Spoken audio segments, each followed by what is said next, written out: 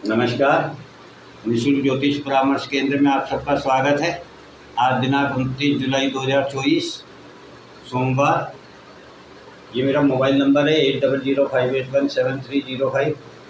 आपको कोई भी समस्या हो तो व्हाट्सएप पर आप अपना नाम, अपना जन्म स्थान, जन्म समय, जन्म दिनांक, जो भी सवाल हो लिख करके भेज सकते हैं। समय आने पर आपको जवाब दे दिया जाएगा। जैसे कि हमारी कल चर्चा हुई थी कि हमारे पास जो समस्याएं हैं वो हमारे को जो मिला तत्व है उसके कारण है। यदि हमारे को जो तत्व प्राप्त हुआ है जन्म के समय, उस तत्व के अनुसार हम अपने जीवन में कर्म करेंगे, कार्य करेंगे, तो हमें समस्या नहीं होगी। इसी प्रकार से हमें स्वभाव भी प्राप्त होता है। हर आदमी का तत्व एक नहीं हो सकता, हर व्यक्ति का स्वभाव एक जैसा नहीं हो सकता, तो हम सब एक जैसे कैसे हो सकते हैं। आज हमारे जीवन में समस्या का मूल कारण जो है वो एक दूसरे के बराबर पहुंचने का है। कंपटीशन इसी बात का है कि मैं उससे आगे कैसे निकल जाऊं, और यही हमारी समस्या का मूल कारण है।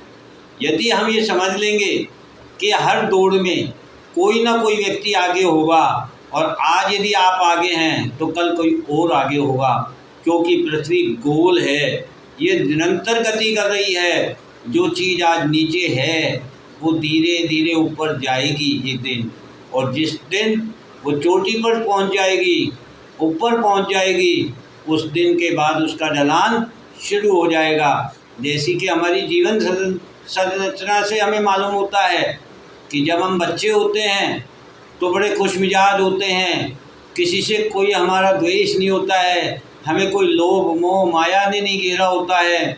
जैसे जैसे हम बड़े होने लगते हैं हमें लोभ मोह माया घेरने लगती है, हमें द्वेष उत्पन्न होने लगता है, कंपटीशन आने लगता है, हम दौड़ने लगते हैं, और इस दौड़ में हम ये भूल जाते हैं कि ये शरीर हर दिन प्रत्येक दिन क्षीण होता जा रहा है, और धीरे धीरे हम बुढ़ापे की ओर निकल जाते हैं, बीमारियों से घिर जाते हैं, और एक दिन इस दुनिया से चले जाते हैं। कहने का मतलब, जब हर चीज़ अपने क्रम पर चलती है और उस क्रम अनुसार कार्य करती है, तो हम ये क्यों भूल जाते हैं कि एक दिन हमारा भी आएगा, हम भी तरक्की करेंगे, हमारा भी नाम होगा, हमें भी सम्मान प्राप्त होगा, लेकिन हम उसके अनुरूप कार्य तो करें। जो चीज़ हमें समय पर मिलनी चाहिए, वो चीज़ यदि हमें समय से पहले मिलेगी तो हमें उस चीज़ का उपयोग ज्ञात नहीं होगा, हम उस चीज़ का दुरुपयोग कर लेंगे और वह हमारे लिए समस्या का कारण बनेगी। जैसा कि बच्चों को यदि माँ बाप आवश्यकता से अधिक पैसा देते हैं तो उन्हें पैसे का महत्व मालूम नहीं होगा, और वह पैसे का दुरुपयोग करेंगे, गलत रास्तों में जाएंगे, गलत शौक पूरे करेंगे, गलत कार्य करेंगे, समाज के हित में कार्य करेंगे, और यही उनकी और उनके पेरेंट्स के लिए समस्या का कारण बनेगा। ठीक इसी प्रकार से चाहे एजुकेशन हो, चाहे साधन सुविधाएँ हों, चाहे धन हो, चाहे सम्मान हो, जो कुछ भी है, यदि आदमी स्वयं कमाएगा तो वह निश्चित रूप से उसका उपयोग सदुपयोग कर पाएगा। दुरुपयोग नहीं करेगा तो उसे समस्या भी नहीं होगी, क्योंकि अति श्रद्धा वर्जिते, यदि हम भोग की मात्रा अधिक करेंगे तो रोग होगा। ठीक इसी प्रकार से प्रकृति हमें समझाती है कि पक्षियों के द्वारा, जैसे हमारा चिड़िया वाला उदाहरण था कि चिड़िया अपने बच्चे की चोंच में तब तक ही दाना डालती है जब तक कि बच्चा पंख फैलाना नहीं सीख जाता है। जिस दिन बच्चा पंख फैलाना सीख जाता है उस दिन चिड़िया उसे आज़ाद कर देती है।